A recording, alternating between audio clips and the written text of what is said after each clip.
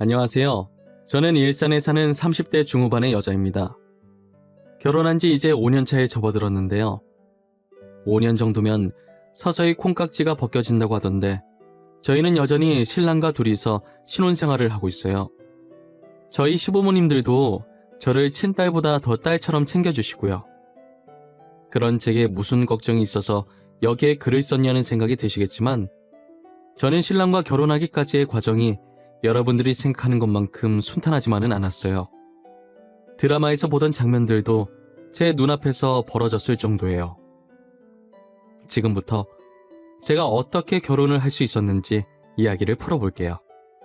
저는 어릴 때 부모님이 안 계셔서 보육원에서 엄청 힘들게 살았었어요. 아기 때부터 중학생 때까지 보육원에서 생활했었기 때문에 중학생 때까진 학교에서 친구가 없었어요. 친구들이 제가 무슨 말이라도 걸려고 하면 전염병에 걸린 환자 취급을 하면서 피하기 바빴거든요. 저랑 닿으면 가난하면 옵는다고, 자신들도 고아가 될 것이라면서 당시 어린애들이라 그런지 제게 상처 주는 정말 못된 말들을 서슴없이 하더라고요. 그래서 제게 친구라고는 같은 보육원에서 동거동락한 아이들 뿐이었어요. 아픔이 같은 친구들이라 누구보다 말이 잘 통했고 누구보다 저희의 상처를 잘 알았죠. 진짜 우리를 버린 것인지 피치 못할 사정으로 잠시 이곳에 맡긴 것인지 모르겠지만 그 친구들과 함께 꼭 친부모님을 찾겠다는 마음으로 하루하루를 버텨왔었어요. 보육원에서는 다시 친부모님을 만나는 친구들도 있었고 입양을 해서 새로운 부모님을 만나는 친구들도 있었어요. 그런 친구들을 볼 때마다 부러워하며 얼굴도 모르는 저희 부모님을 매일 그리워했어요. 저는 중학생 때까지 친부모님이 나타나지도 그렇다고 새로운 부모님이 생기지도 않았었어요. 그래서 이번 생에는 부모님을 만나는 것을 포기하고 있는 상태였어요. 그러다 저희 보육원에 한 주도 빼먹지 않으시고 봉사활동을 오시던 한 아주머니가 계셨어요. 아주머니는 혼자 모래를 나뭇가지로 쑤시고 있는 제게 다가와서 말을 걸었었죠. 아가, 여기서 혼자 뭐해? 친구들은 저기서 공 차고 있는데 같이 놀지 그래. 혼자서 이러고 있으면 안 심심해? 아줌마가 놀아줄까? 매주 저희한테 빵 주시는 아줌마 맞죠? 오늘도 빵 맛있게 잘 먹었습니다. 아줌마, 저는 혼자 이렇게 노는 게 편해요. 그리고 중학생은 저밖에 없어서 애들이 아무도 안 끼워줘요. 왜 안 끼워줄까? 제일 언니라서 다가가기 무서운가 보다. 그래도 혼자 놀면 쓸쓸하잖아. 아줌마가 옆에 있어줄게. 제게 말을 걸어주시는 아주머니는 정말 착하시고 친절하셨어요. 제가 실내로 들어갈 때까지 제 옆에서 계속 말 걸어주고 같이 있어주시더라고요. 아주머니는 저와 함께 있으면서 제게 무언가 끌리는 느낌이 들었다고 해요. 그래서 그날 저를 입양하기로 마음먹었다더라고요. 저희 어머니는 임신이 되지 않는 몸이라서 아버지와 단 둘이서만 살았었어요. 계속 둘이서 살려고 했는데 이대로 늙으면 둘 다 외로울 것 같다고 느꼈고 그렇게 생각한 순간 저를 발견한 게 운명이라고 느끼셨는지 바로 입양을 했다더라고요. 저도 학교 친구들한테 따돌림을 당하면서 의기소침해지고 낯도 가리게 되었는데 이럴 운명이었던 것인지 아주머니와 처음 말하는 건데도 이상하게 말이 술술 잘 나왔었어요. 저랑 같이 보육원에서 지냈던 또래 친구들과 아직 연락하는 사이였는데 그 친구들은 저보다 훨씬 먼저 입양 갔었어요. 친구들의 이야기를 들어보면 정말 가난한 집의 양부모님들이 자신들의 식모로 부려먹으려고 입양을 한 것 같다고 하더라고요. 그래서 저의 입양 소식을 축하하면서도 한편으로는 걱정을 많이 하더라고요. 며칠 잘해주다가 한순간에 돌변하니까 늘 경계를 늦추지 말고 뭐든 의심하라고 하면서 말이에요. 다행히도 저는 친구들과 다르게 나름 부유한 집안에 입양을 간 편이었더라고요. 처음 엄마 손을 잡고 집에 도착했는데 부유하다고 해서 드라마에 나오는 것처럼 궁궐 같은 2층 집 이런 건 아니었고 꽤나 큰 아파트였어요. 정말 집안에 들어서자마자 거실이 운동장만 하다면서 입이 떡하고 벌어졌었어요. 엄마는 그런 저를 보고 귀여우셨는지 제 입안에 손가락을 집어넣고 웃으시더라고요. 저는 친구들에 비해 양부모님들의 사랑을 듬뿍 받고 자랐어요. 솔직히 처음엔 저도 친구들처럼 식모로 살게 되면 어떡하나 싶은 마음에 선뜻 부모님께 마음을 못 열고 어려워했었어요. 하지만 부모님은 그런 제게 빨리 마음을 열라고 재촉하지 않으시고 제가 편해질 때까지 옆에서 조용히 지켜봐 주시면서 기다려 주시더라고요. 그 덕분에 저도 부모님에 대한 경계를 풀기 시작했고 호칭도 어느 순간부터 자연스럽게 엄마 아빠로 바뀌어 있었어요. 부모님들은 제가 보육원 출신이라는 이유로 친구가 없다는 것을 아셨어요. 항상 학교에 갔다 오면 풀이 죽어 있어서 엄마께서 학교에 전화를 하셨다더라고요. 처음엔 어린애들이 벌써 그런 행동을 한다는 게 너무 놀랐고 제가 얼마나 상처받았을지 가늠이 안 가서 안쓰러웠다고 하시더라고요. 그래서 고등학생 때는 저 때문에 아예 다른 지역으로 넘어가서 새롭게 시작할 수 있게 해주셨어요. 그만큼 양부모님들은 친부모 못지않게 제게 하나하나 세심하게 챙겨주셨어요. 혹시나 자신들의 말 한마디가 상처가 될까 무언가 말할 때도 엄청 생각을 많이 하셨죠. 저는 제 눈치 보기 바쁘신 부모님들에게 늘 고맙고 죄송했어요. 노력하는 부모님들을 봐서라도 더 열심히 살아야겠다는 생각을 했어요. 저는 고등학교를 입학하고 난생 처음으로 친구라는 것을 알게 되었어요. 새로 사귄 친구들과 함께하는 모든 순간들이 처음인지라 엄청 들떠 있었어요. 친구들은 사소한 것에도 신기해하고 들떠있는 저를 보며 이런 것도 안 해봤냐고 그동안 뭐하고 놀았냐고 물어보더라고요. 어릴 때 몸이 좋지 않아서 밖에 잘 나오지 않았다고 본의 아니게 거짓말을 하게 됐죠. 저는 그렇게 현재 친구들과도 잘 지냈고 여전히 보육원 아이들과도 연락하면서 지냈어요. 그리고 보육원에 있을 때부터 공부만이 살 길이라는 생각을 늘 하고 있었어서 낮에 친구들과 실컷 놀고 집에 돌아오면 피곤해도 공부는 꼭 빼놓지 않고 했었어요. 그런 저의 노력이 통했는지 제가 그토록 가고 싶어 했던 의대를 갈 수 있게 되었습니다. 부모님도 제 의대 합격 소식에 저보다 더 기뻐하셨고요. 하지만 제가 인턴 생활을 하다 보니 현실은 드라마랑 너무 달랐어요. 저는 너무 힘들어서 그만둘까 생각한 적도 엄청 많았지만 그럴 때마다 저를 잡아준 사람이 있었어요. 그 사람은 바로 지금 제 남편인데요. 남편은 삼수 끝에 의대에 합격한 거라 저보다 나이가 많았어요. 아무래도 나이가 많다 보니 든든해서 다른 동기들보다 의지가 많이 됐었어요.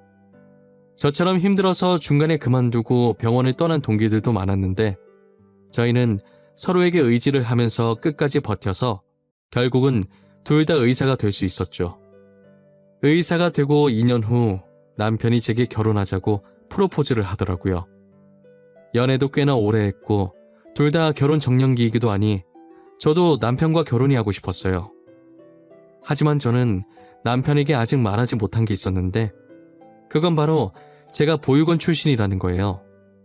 아무리 지금 부모님과 잘 살고 있다지만 그래도 나중에 들키는 것보다 결혼 전에 아는 게 나을 것 같다는 생각이 들어서 당장 말해야겠다는 생각이 들었어요. 오빠, 내가 오빠랑 결혼하기 싫어서 답을 못하는 게 아니라 사실 오빠한테 지금까지 말하지 못한 게 하나 있어서 당장 답을 못 주겠어. 무슨 일인데 그래? 너 표정 보니까 되게 심각한 얘기인 것 같은데. 나는 뭐든 괜찮아. 너가 범죄자만 아니면 돼. 범죄자는 아니고 사실 내가 보육원 출신이야. 부모 없는 고아. 지금 부모님은 보육원에서 나를 입양해 주신 양부모님이셔. 그게 뭐 어쨌는데. 우리가 결혼하는 거랑 너가 보육원 출신인 거랑 무슨 상관인데. 나는 그냥 너랑 계속 같이 있고 싶으니까 떨어지기 싫으니까 결혼하려는 거야. 오빠는 아무렇지도 않아?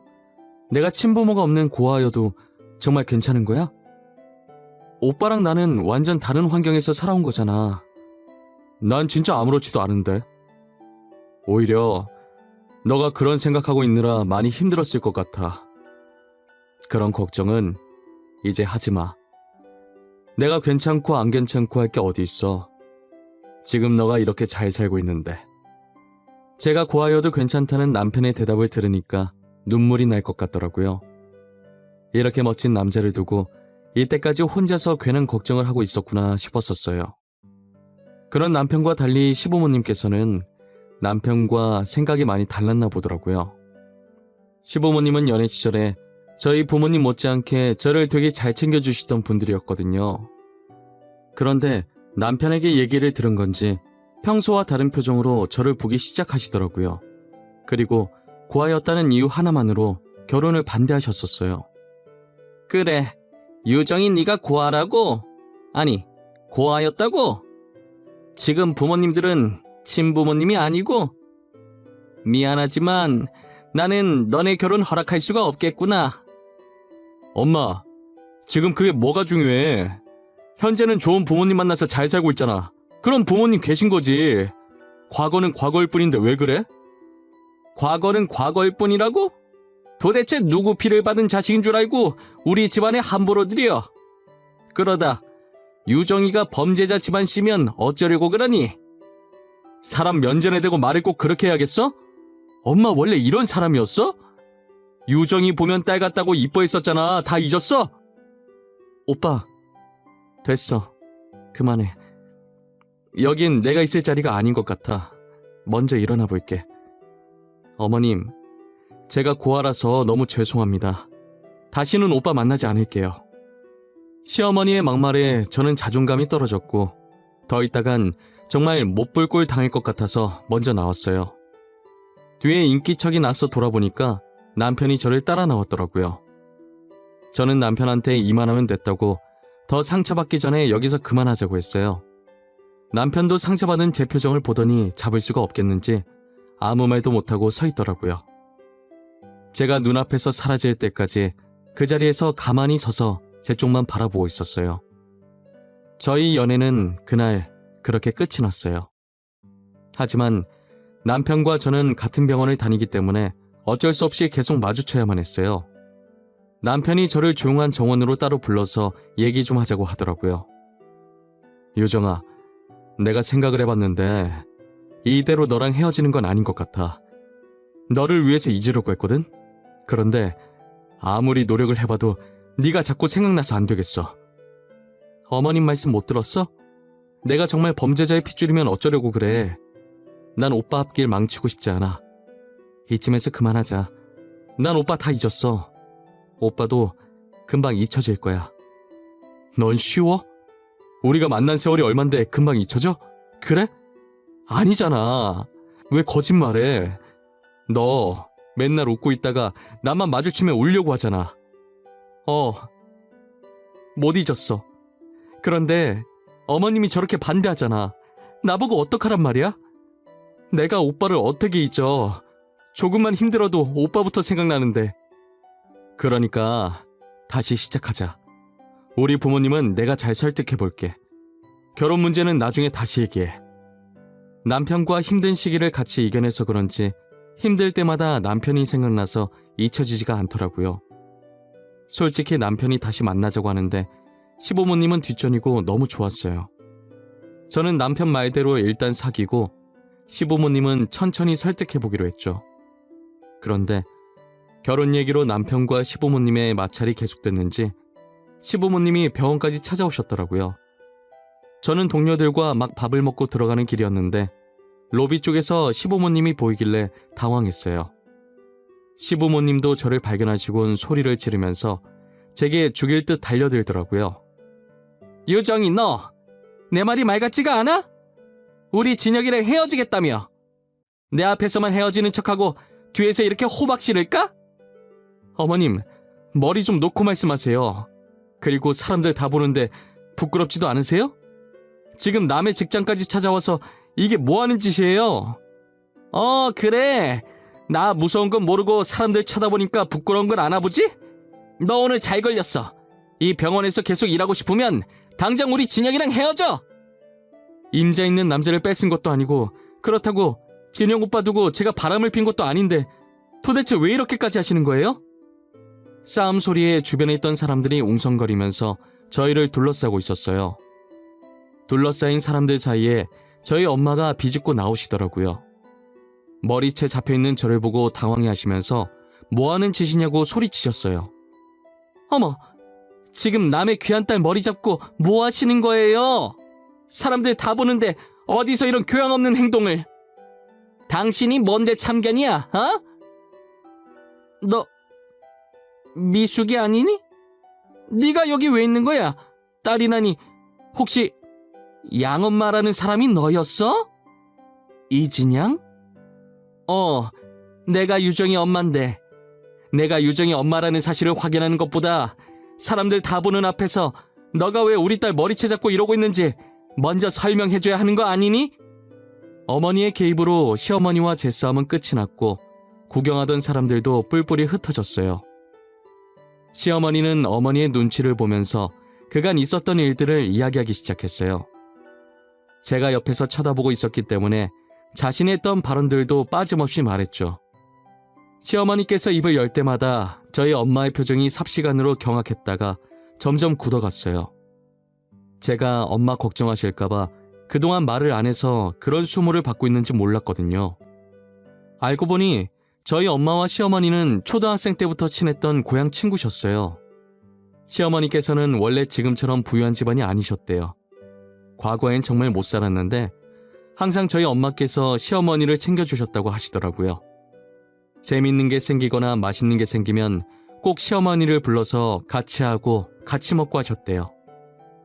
시어머니께서는 가난이 상처였고 지금은 남편 잘 만나서 부유한 삶을 살고 있는데 다시는 가난한 삶으로 돌아가고 싶지 않으셨대요. 그래서 자격지심에 며느리를 좋은 집안 사람으로 드리고 싶어서 제게 그랬다고 하시고요. 시어머니께서는 고향 친구가 양엄마인 줄 몰랐다고 정말 미안하다고 사과하시더라고요. 괜히 내 자격지심 때문에 너한테 상처를 주었구나. 정말 미안하다 유정아. 너가 내 고향 친구 양딸인 줄은 정말 몰랐어. 진짜 미안해. 진양아, 내가 유정이를 배 아파 낳은 아이는 아니지만 마음으로 낳은 아이야. 친딸이나 다름없으니까 앞으로 양엄마 양딸이라는 표현은 하지 않았으면 좋겠어. 어머님, 저는 이해해요. 가난해보지 않았으면 절대 그 심정 이해 못할 거예요. 저라도 다시 가난해지고 싶지 않았을 것 같아요. 그러니까 제가 악착같이 의사가 된 거죠. 미숙이한테도 너한테도 정말 미안하구나. 그러면 안 되는 거였는데. 유정이 너가 그래도 나를 이해해준다니 고맙구나. 시어머니께서는 제게 몇 번이나 고개 숙여 사과를 하시고 저희 엄마도 딸이 그런 수모를 받고 있는지 몰랐다며 되려 제게 미안하다고 사과하시더라고요. 저는 엄마 덕분에 시어머니와 풀고 어렵게 남편과 결혼할 수 있었어요. 시어머니께서는 늘 제게 미안해하시면서 시누이보다 더 저를 친딸처럼 잘 챙겨주세요. 저도 과거는 과거일 뿐이라고 지금 이렇게 잘 챙겨주시니 감사하다고 예전 일은 잊으시라고 말했어요. 지금은 시어머니께 엄마라고 부르면서 장난도 칠 정도로 사이가 아주 좋아요. 얼마나 사이가 좋으면 남편이 시어머니를 질투할 정도예요. 시어머니 입에 딸기를 넣어주면 남편도 제 옆에 붙어서 자기도 딸기 달라고 입을 벌리고 있습니다. 그럼 저는 남편에게 딸기를 주는 척하면서 손가락을 넣어버리고 나죠. 시아버지도 시어머니 못지않게 저를 잘 챙겨주세요. 뭐 하나라도 좋은 게 있으면 저한테 주려고 난리십니다. 고생 끝에 낙이 온다는 말이 이럴 때 쓰이는 말인가 봐요. 남편과의 결혼 과정이 순탄하진 않았지만 결국은 이렇게 행복하잖아요. 저를 이렇게 행복하게 만들어주신 건 다 저희 부모님 덕분이라고 생각해요. 저는 평생 부모님께 감사한 마음을 가지고 지금까지 저를 지켜주신 만큼 저도 부모님 옆에 꼭 붙어서 보답하며 지켜주려고 합니다. 저의 이야기는 여기까지입니다. 제 사연을 들어주신 모든 분들은 꼭 행복하시길 바랄게요. 감사합니다.